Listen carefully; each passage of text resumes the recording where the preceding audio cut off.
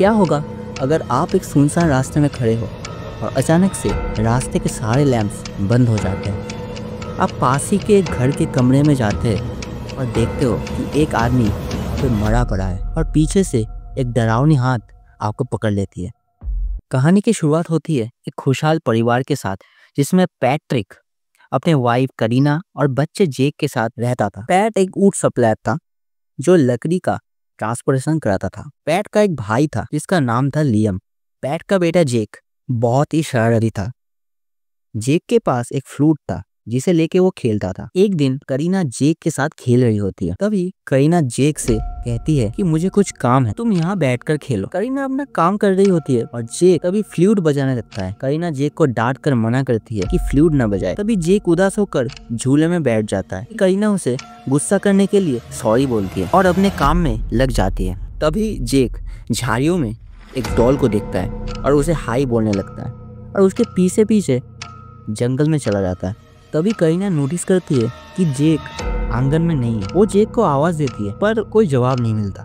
करीना बहुत डर जाती है और जेक को ढूंढने जंगल के अंदर चल जाती है। दूसरी तरफ जेक फ्लूट बजाते बजाते उस डॉल के पीछे जाने लगता है। वो डॉल एक पेड़ के पीछे छुप जाती है और जेक भी उस पेड़ के पीछे चला जाता है। तभी करीना को फ्लूट की आवाज आने लगती है और उस आवाज की तरफ वो भागती है। उसे उस पेड़ के पास जेक फ्लूट बजाता हुआ मिलता है। करीना जेक को कहती है दोबारा ऐसे जंगल में मत आना।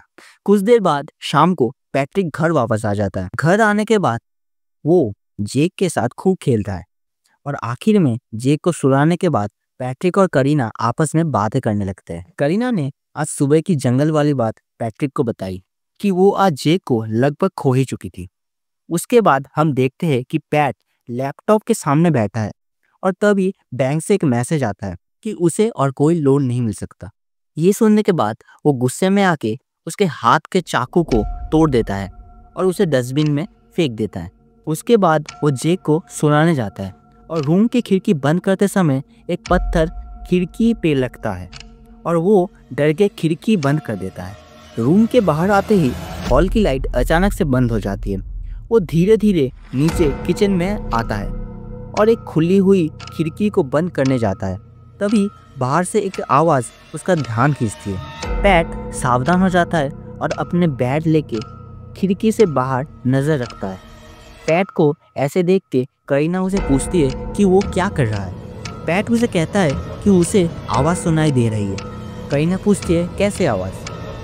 पैट बोलता है कि ये किसी बैग की जिप की आवाज़ है, कोई उसे बार बार खोल रहा है और बंद कर रहा है। तभी जेक के रूम से आवाज़ आती है। पैट दौड़ के जेक के पास जाता है। तभी करीना पुलिस को कॉल कर देती है। तभी नीचे के रूम से कुछ आवाज़ आने लगती है।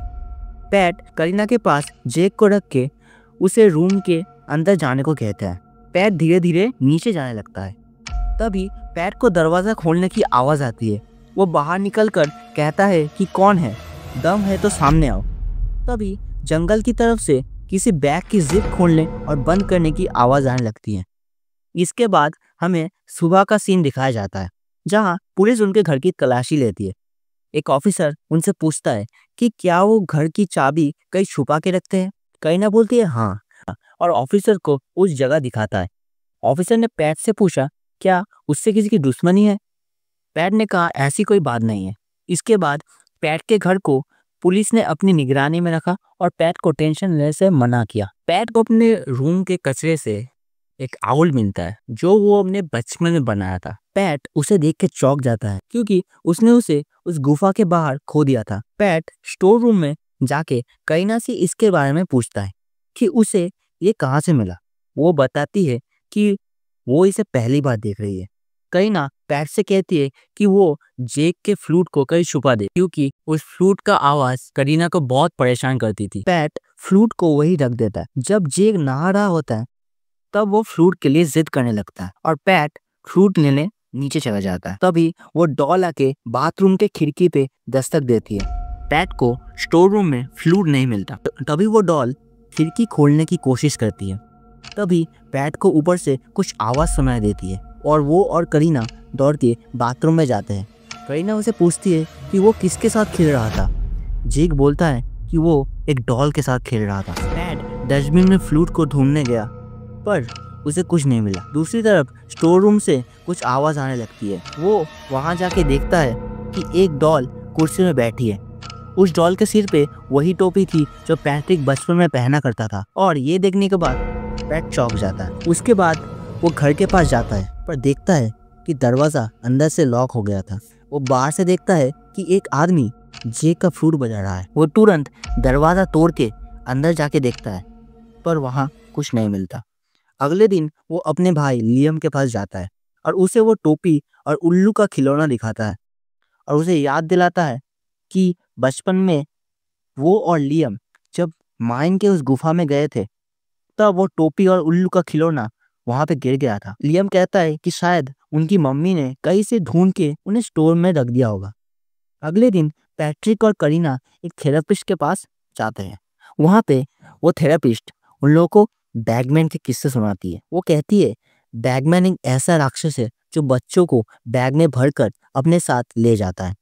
ये सुनने के बाद वो बहुत डर जाते हैं, इसलिए वो कुछ दिनों के लिए एना के पास चले जाते हैं और जेक को एना के पास रख के वो दोनों दूसरे रूम पे चले जाते हैं। रात में एना जेक को सुलाती है और फ़ोन पे किसी से बात करने लगती है। अचानक घर के लाइट्स ऑफ हो जाता है और दरवाजे में आवाज़ होने लगता है। दरवाजे के की होल से वो देखती है एक डरावनी चेहरा। एना डर जाती है। धीरे धीरे दरवाज़ा का लॉक खुल जाता है। एना जल्दी से जेक को लेके कबर्ड के अंदर छुप जाती है। वो आदमी कबर्ड खोलता है और एना का मुंह पकड़ लेता है। तभी हमें दूसरा सीन दिखाया जाता है जहाँ पे एम्बुलेंस में एना बैठी थी और उसके मुंह में बैंडेज थी। पैट आके देखता है कि जेक सही सलामत है। वो लोग फिर से अपने घर आ जाते हैं। जब वो लोग सो रहे होते हैं तभी सीसीटीवी में पैट देखता है कि जेक के पास वही आदमी खड़ा है। पैट तुरंत वहाँ से उठता है और देखता है कि वो आदमी बैग में जेक को भर के ले जा रहा है। बैग में से जेक की आवाज़ सुनाई देती है। पैट वो आदमी का पीछा करते करते माइन की गुफा के अंदर आ जाता है। गुफा के अंदर जाके बच्चों के बहुत सारे खिलौना देखता है और उसमें से वो डॉल दिखाया जाता है जो कहानी के स्टार्टिंग में बच्ची के पास थी। एक केव में उस आदमी का एक बैग दिखा। पैट वो बैग खोलता है और अंदर में से एक डॉल दिखता है जो जेक की तरफ आवाज़ निकालता है। पैट समझ जाता है कि ये बैगमैन का एक ट्रैप था। अचानक एक दीवार की दरार से एक हाथ निकल आता है जो पैट का मुंह को पकड़ लेता है और अंदर से बैगमैन निकल आता है। पैट पूछता है कि वो उसका पीछे क्यों पड़ा है। जवाब में बैगमैन एक चाकू दिखाता है जो वो तोड़ के डस्टबिन में फेंक दी थी। उसे याद आता है कि डैड ने कहा था कि जब तक ये चाकू तुम्हारे पास रहेगा तब तक तुम सेफ रहोगे। अचानक पैट बैगमैन के गले में वो चाकू मार देता है और वहाँ से फ्लूट लेके भागने लगता है। भागते भागते बैगमैन उसके ऊपर हमला कर देता है। कुछ भी करके पैट उस फ्लूट को गुफा के बाहर फेंक देता है। तभी बैगमैन पैट का मुंह पकड़ लेता है और बैगमैन का डरावना चेहरा दिखाया जाता है। उसके बाद बैगमैन पैट का हड्डियां मरोड़ के उसको अपने बैग में डाल देता है। दूसरी तरफ पुलिस और करीना गुफा के बाहर आ जाता है और वहाँ से जेक का फ्लूट मिलता है। करीना रोने लगती है। कुछ दिनों बाद करीना जेक के साथ अपना घर छोड़ देती है और जेक को अपना फ्लूट वापस देता है। और इसी के साथ एक खतरनाक कहानी यहाँ पे ही ख़त्म हो जाती है। वीडियो पसंद आया है तो एक लाइक करना और अपने दोस्तों के साथ ज़रूर शेयर करना और नए हो तो सब्सक्राइब कर दो गाइस।